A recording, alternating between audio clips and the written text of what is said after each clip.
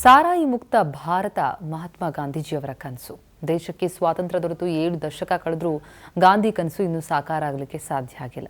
ಆದರೆ ಕಲಬುರಗಿ ಜಿಲ್ಲೆಯ ಒಂದು ಸಣ್ಣ ಹಳ್ಳಿ ಕಳೆದ 3 ವರ್ಷಗಳಿಂದ ಸಾರಾಯಿ ಮುಕ್ತ ಗ್ರಾಮವಾಗಿದೆ. ಹೇಗೆ ನೋಡೋಣ.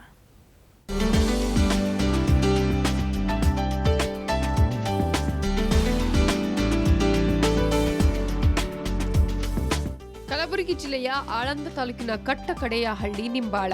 ಒಂದಲ್ಲ ಎರಡಲ್ಲ, ಕಳೆದ 3 ವರ್ಷಗಳಿಂದ ಈ ಗ್ರಾಮದಲ್ಲಿ ಸಾರಾಯಿ ಮಾಡ್ತಿಲ್ಲ. 3 ವರ್ಷಗಳ ಹಿಂದೆ ಈ ಗ್ರಾಮಸ್ಥರೆಲ್ಲರೂ ಸೇರಿ ಮಾಡಿಕೊಂಡಿರುವ ಒಪ್ಪಂದ ಈಗಲೂ ಮುಂದುವರೆದಿದೆ. ಸಾರಾಯಿ ಮುಕ್ತ ಗ್ರಾಮವಾಗಿ ಯಶಸ್ವಿ 3 ವರ್ಷಗಳನ್ನ ಪೂರೈಸಿದೆ. ಇನ್ನು ಯಾರಾದ್ರೂ ನಿಯಮ ಉಲ್ಲಂಘಿಸಿ ಕುಡಿದುಕೊಂಡು ಗ್ರಾಮಕ್ಕೆ ಬಂದ್ರೆ ಮಹಿಳೆಯರೇ ಹೊರಗೆ ಕರೆದು ಪಂಚಾಯಿತಿ ಸೇರಿಸಿ ಛೀಮಾರಿ ಹಾಕ್ತಾರಂತೆ. ಈಗ ಸರಾಯಿ ಮುಕ್ತ ಗ್ರಾಮೀಣ 3 ವರ್ಷ ಮುಗಿತಿದ್ದು 4ನೇ ವರ್ಷ ಹೆಜ್ಜೆ ರೀ. ಈ ಸರಾಯಿ ಮುಕ್ತ ಗ್ರಾಮ ಹ್ಯಾಂಗೆ ಮಾಡೀನಿ ನಾನು, ಈ ಶೌಚಾಲಯನೂ ಆ ರೀತಿ ಮಾಡಿ ತೋರಿಸ್ತೀನಿ ರೀ ನಮ್ಮ ಗುರುಗಳಾದ್ಮೇಲೆ. ನಿಂಬಾಳ ಗ್ರಾಮ ಸಾರಾಯಿ ಮುಕ್ತ ಗ್ರಾಮವಾಗೋದ್ರ ಹಿಂದಿನ ಶಕ್ತಿಯೇ ಜಡೆಯ ಶಾಂತಲಿಂಗ ಸ್ವಾಮೀಜಿ.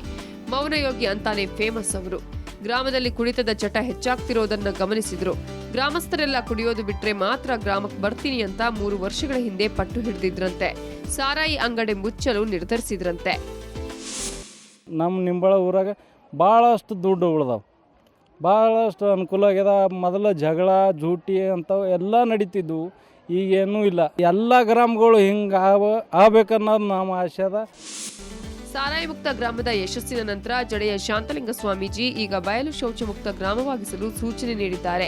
ಇದು ಸಹ ಯಶಸ್ವಿಯಾದರೆ ನಿಂಬಾಳ ಗ್ರಾಮ ಸಾರಾಯಿ ಮುಕ್ತ ಮತ್ತು ಬಯಲು ಶೌಚ ಮುಕ್ತ ಗ್ರಾಮವಾಗಿ ರಾಜ್ಯದಲ್ಲಿಯೇ ಮಾತ್ರವಲ್ಲ ದೇಶದಲ್ಲಿಯೇ ಮಾದರಿ ಅನಿಸಿಕೊಳ್ಳಲಿದೆ.